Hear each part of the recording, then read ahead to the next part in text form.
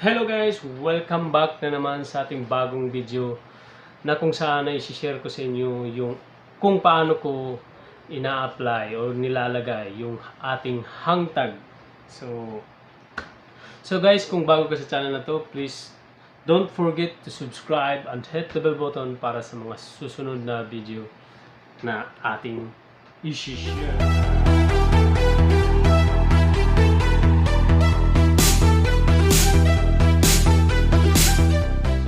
Guys, ipapakita ko muna sa inyo kung ano yung ating mga kailangan or gagamitin para sa pag-apply ng ating HANGTAG.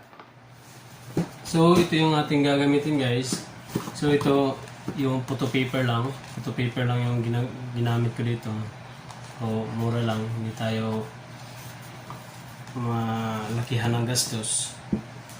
So, kailangan natin ng gunting. Siyempre, gunting para gupitin natin ito. Itong tag gun. Itong tag gun. At siyempre, yung pin niya. So, tag pin niya. Itong tag pins ang tawag nito. So, ito yung kanyang lalagyan. Yan. So, pwede kayong bumili nito guys sa Lazada. Marami ito. So, ang size nito ay nasa 12mm. So, hanggang 75mm yan. At syempre, yung ating pangbutas sa ating tag.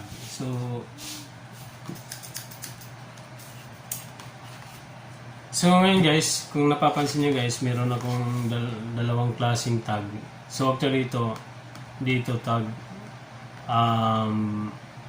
Ito ay calling card or business card.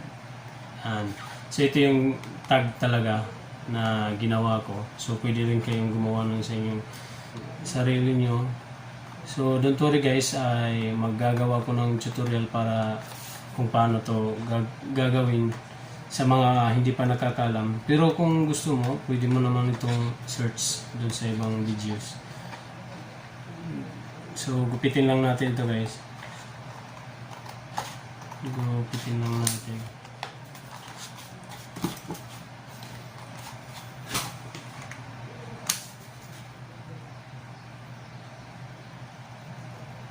Okay guys. So, meron na tayong nagawang yan, gupit na HANGTAG. So ngayon guys, ay bubutasan na naman natin to. So sa akin, kahit saan gusto kong butas. So, pwede dito. Yan. Yan yung kalabasan niya guys. So may butas na siya. Then syempre, yung ating damit na lalagyan. Ito yung ating lalagyan ng ating tag. Ginawa ko kahapon, glow in the dark. At syempre guys, so itong HANGTAG guys, meron tong contact number. So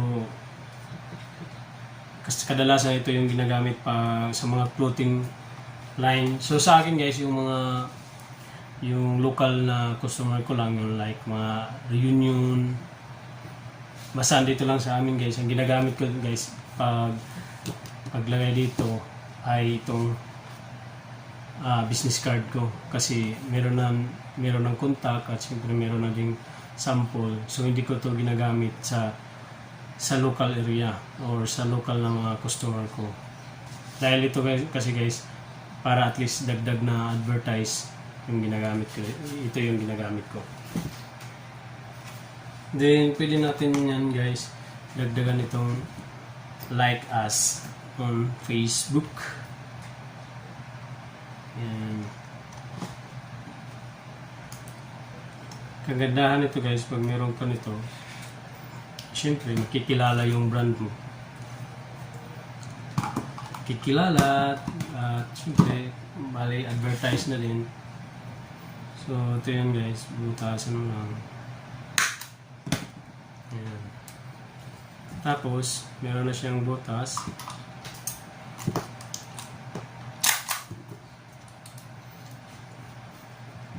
Yan. Ipasok mo lang dito sa sinulid guys yung tag. Kailangan nakatapat siya dun sa yung gun, yung front niya. Yan. Halagyan yan. Katapat. Then tusok mo lang kung saan mo gusto na ilagay. So suggestion ko guys, wag mo dito para hindi parang mabubutas yung damit. So dito na lang sa may tahi. Yan. Dito lang sa may tahi. Yan. Yan. Tapos barilin mo. Push mo lang dito sa baba para yun, lumabas yung pin. So yan na yung guys, yung ating hang tag. So ito guys, maliit tong aking pin. So itong nabili ko, maliit yung na-order ko kasi sa picture kasi kala ko mataas. So ang paglagay naman nito guys, so ganito lang. So tanggalin lang natin. Tapos tayo ng iba na. So ito pa yung wala pang hindi pa nagamit. So yun, ipasok mo lang yan. Yan, tulak mo hanggang sa tumunog tik. Yan na yung guys. Yan.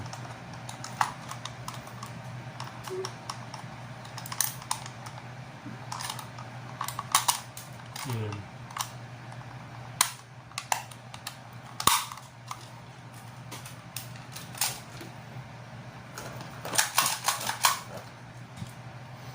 So yun lang yun guys, yun lang yung kung paano natin lalagyan ng tag. So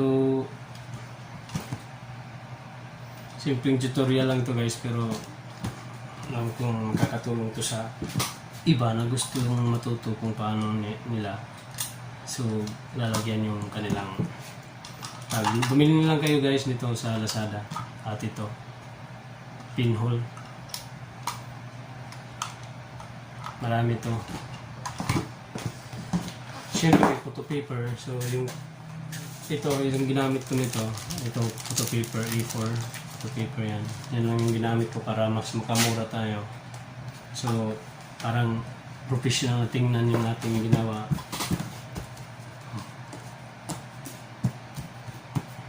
So maraming salamat guys sa panonood.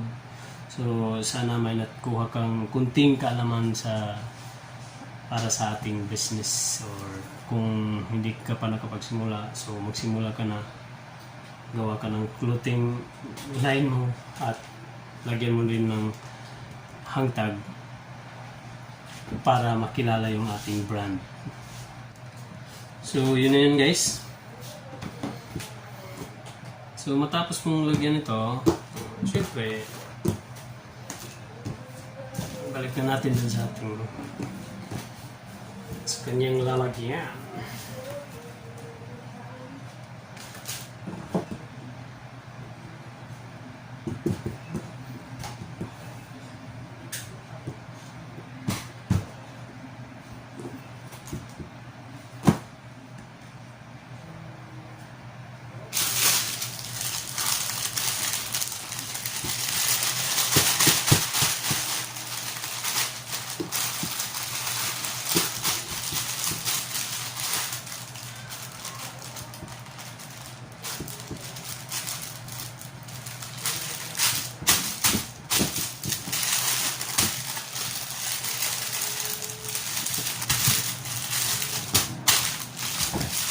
So ito na yun guys, ito na yung ating nagawa.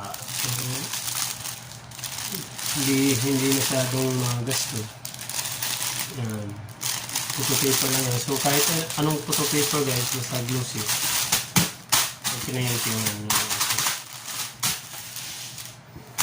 So guys, don't forget to subscribe my channel.